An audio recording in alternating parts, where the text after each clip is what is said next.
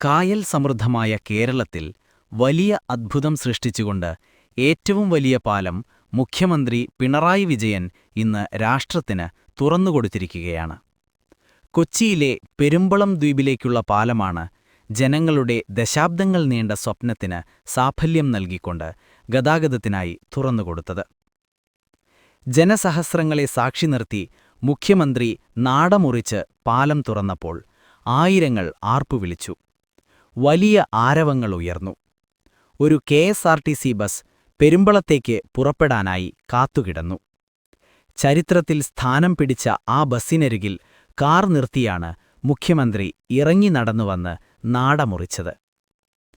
KIIFB fund ഉപയോഗിച്ച് 100 കോടി രൂപ ചെലവിട്ടാണ് പാലം പണിതത്.